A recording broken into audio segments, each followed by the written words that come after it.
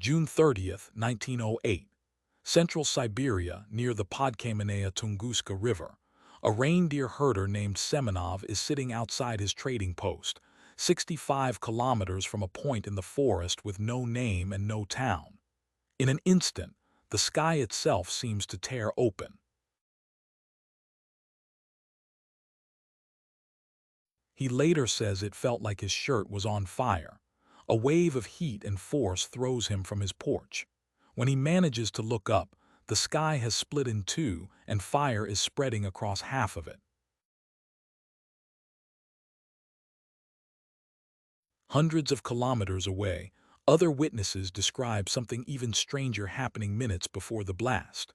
A brilliant blue-white light, brighter than the sun, crossing the sky like a second, moving star, followed by a column of fire and a sound like heavy gunfire rolling across the horizon.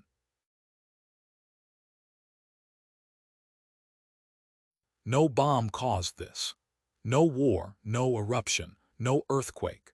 Whatever happened above the Siberian taiga that morning released more energy than nearly any event in recorded human history, and it came from somewhere outside the planet entirely.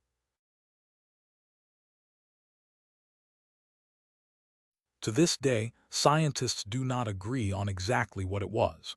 What they do agree on is what it did. And what it did should terrify anyone who has ever looked up at a clear night sky and assumed we were safe.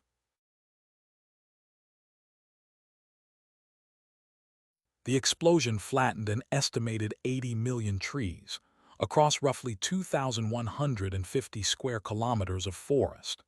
That is an area larger than the city of London, snapped and laid flat in seconds, radiating outward like spokes on a wheel.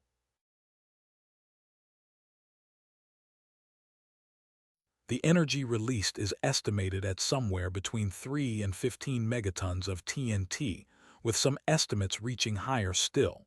Take the bomb dropped on Hiroshima. Now multiply it by roughly 1,000.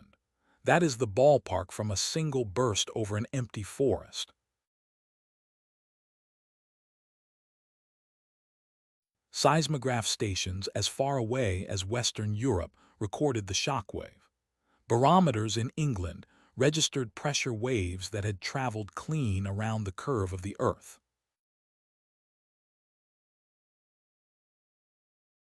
For days afterward, the night sky over Europe and parts of Asia glowed so brightly that in London, people reported being able to read a newspaper outdoors at midnight without a single lamp lit.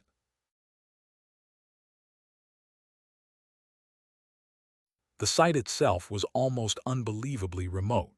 It would take 19 years and one obsessive Russian mineralogist before anyone with a scientific instrument ever set foot there.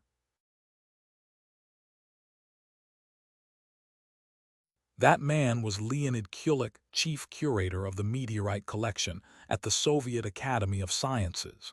He had read the scattered eyewitness reports for years and was convinced a giant meteorite was buried somewhere in that forest, waiting to be found.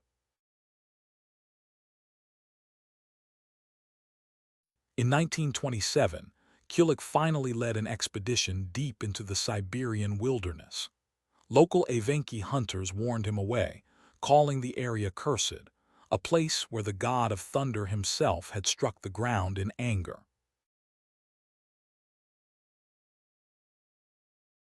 When Kulik finally reached the epicenter, what he found made no sense at all.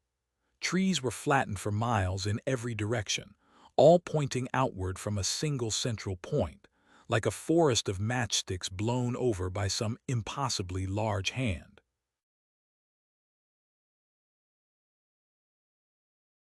Kulik was so certain a giant meteorite lay buried somewhere nearby that he returned twice more, in 1928 and again in 1929, dragging heavier equipment deeper into the wilderness each time, utterly convinced the proof was just beneath his feet.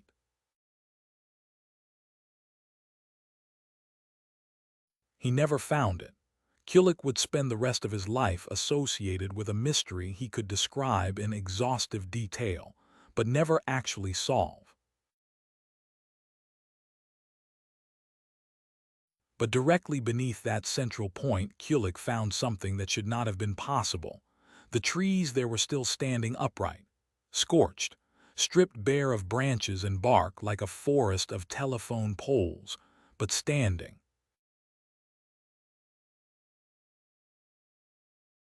And there was no crater, anywhere. Kulik and his team searched for years, drilling, digging, dredging nearby swamps, hoping to find some enormous buried rock. They never found one, not one fragment large enough to explain what they were standing in the middle of.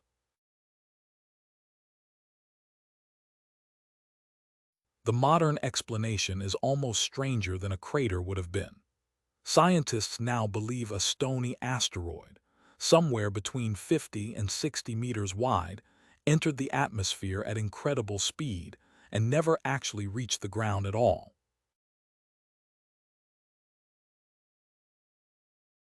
Instead, 5 to 10 kilometers above the forest, the pressure and heat became so extreme that the object detonated in midair, an airburst, releasing nearly all of its energy in a single shockwave that slammed downward and outward before a single piece of it ever touched Siberian soil.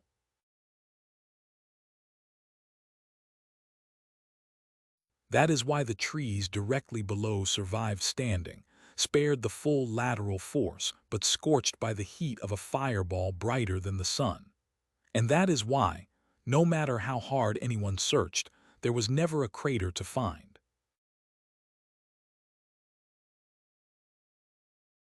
In the decades before that explanation took hold, the mystery attracted wilder guesses. A crashed alien spacecraft, a tiny black hole passing clean through the Earth, even a failed experiment by the inventor Nikola Tesla, testing a weapon from thousands of kilometers away. None of it held up, but it tells you something about Tunguska that serious scientists spent decades quietly ruling out spacecraft and black holes before the far stranger truth, an ordinary rock, simply arriving at the wrong angle, finally won out.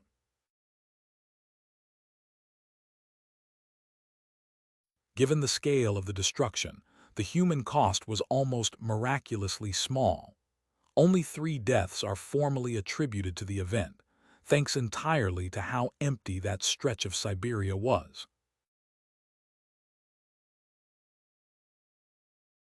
Had the very same object arrived just a few hours later, Earth's rotation would have carried a major population center directly beneath it.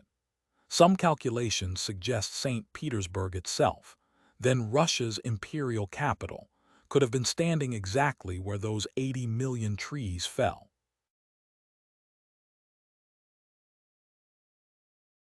For most of the 20th century, Tunguska stayed a strange historical footnote, the kind of story that shows up in trivia questions and conspiracy documentaries. Then, in February 2013, the sky opened again.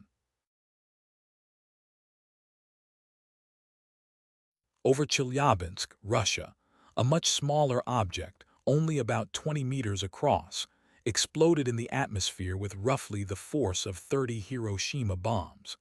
It injured around 1,500 people, mostly from flying glass as shattered windows across the city.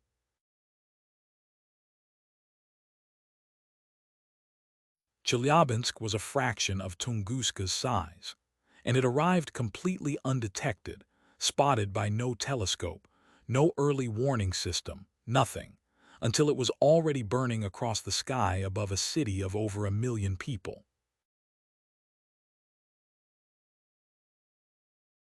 Today, June 30th, the anniversary of the Tunguska Event, is marked around the world as International Asteroid Day, a day dedicated entirely to raising awareness of the very real risk of near-Earth objects, and to funding the search for the next one before it finds us first. Space agencies now track thousands of near-Earth asteroids. Most of the large, planet-threatening ones have likely been catalogued, but Tunguska-sized objects, 50 to 60 meters wide, small enough to hide in plain sight against the glare of the sun, remain far harder to detect and far more numerous.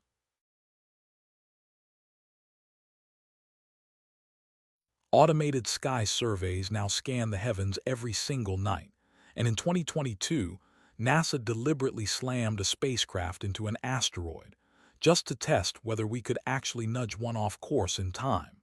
It worked. We now know, at least in principle, that Tunguska is survivable if we see it coming early enough.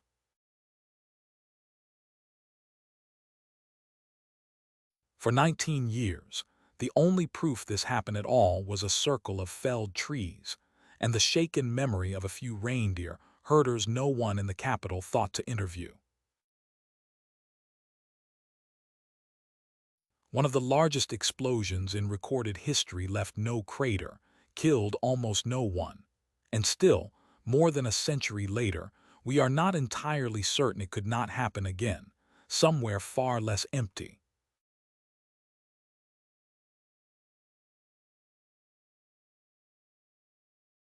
If a rock the size of an apartment building nearly erased a Russian city, and the world barely noticed for almost 20 years. Hit subscribe. Turning Point covers the single moments that quietly changed everything, explained clearly in under 15 minutes. And if this one changed the way you look at a clear night sky, hit like too. It's what tells YouTube to put this in front of someone else who needs to see it. See you in the next Turning Point.